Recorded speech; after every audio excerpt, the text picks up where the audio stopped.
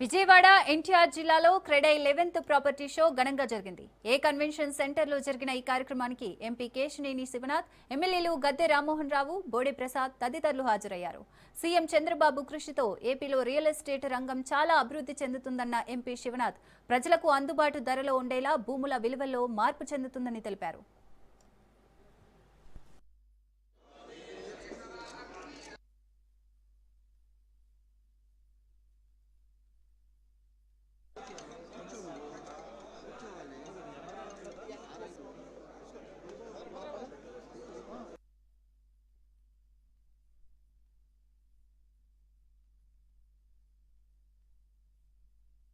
అమ్మో రేట్లా ఆ రేట్లా అని మీరు మొహం ఇబ్బంది పెట్టే పరిస్థితిలో వచ్చారు.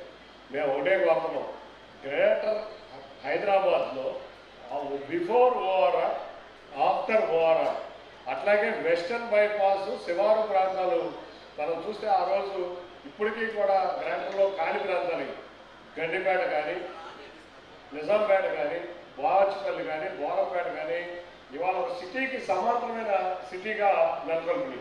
కాబట్టి మేమందరం కూడా ఇటువంటి ఇన్ఫ్రా ఇవ్వటం, ముందుగా పెరంగూరు నుంచి కూడా 3 కర్ర రోడ్లు నేషనల్ హైవే వాళ్ళు నడపడం జరిగింది. కంకిపాడు టు కేసరపల్లి, ఓరంకి టు నిడమాలు ఇవి అడగడం జరిగింది. నేషనల్ హైవేకి వాటిని తీసుకెళ్ళబోతున్నాం. ఆఖరికి రోడ్డు పక్కన హాకర్స్ కూడా హ్యాపీగా ఉన్నారు అని అంటే రియల్ ఎస్టేట్ బాగున్నట్టే. వాళ్ళు ఆనందంగా లేరంటే రియల్ ఎస్టేట్ హ్యాపీగా లేదంటే. సంక్షోభం అంటే తీవ్రమైన సంక్షోభంలో ఉంది. నాకు తెలుసు, నేను స్వయంగా నేను కూడా ఎక్స్పీరియన్స్ అవుతా ఉన్నా. ఇప్పుడు మొన్న రామ్మోహన్ గారు, ఎంపీ గారు, మేము కలిసి 3 ప్యారలల్ రోడ్లు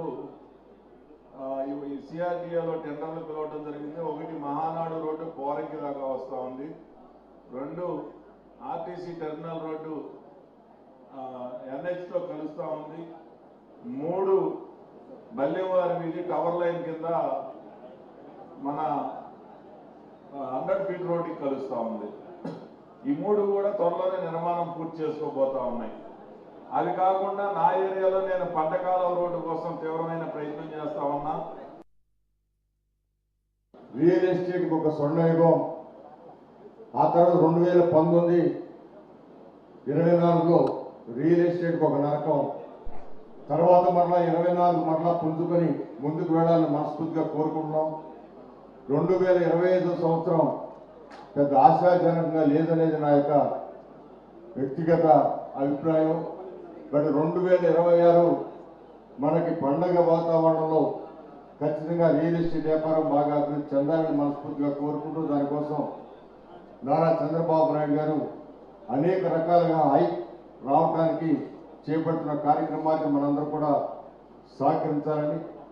మరి ఇసుక 2019, 24లో బంగారం లేక ఉన్న ఇసుక ఈ రోజున అందరికీ అందుబాటులోకి వచ్చిందని అనుకుంటా ఉన్నాను. ఎందుకంటే నారా చంద్రబాబు నాయుడుకి అధికారంలోకి వచ్చిందో 2024లో 6 నెలల పాటు ఇసుక మీదే ఆయన వర్కౌట్ చేసి, దానికి ఎక్కడెక్కడైతే లూప్ హోల్స్ ఉన్నాయో వాటిని బంద్ చేసి అందరికీ కూడా తక్కువ ధరకు ఇసుక దొరకాలి, తద్వారా పేద కార్మికులకు ఉపాధి కలగాలని చెప్పి ఆలోచన చేసి ఈ రోజున దాన్ని ఏర్పాటు చేసిన విధానంగా అండి.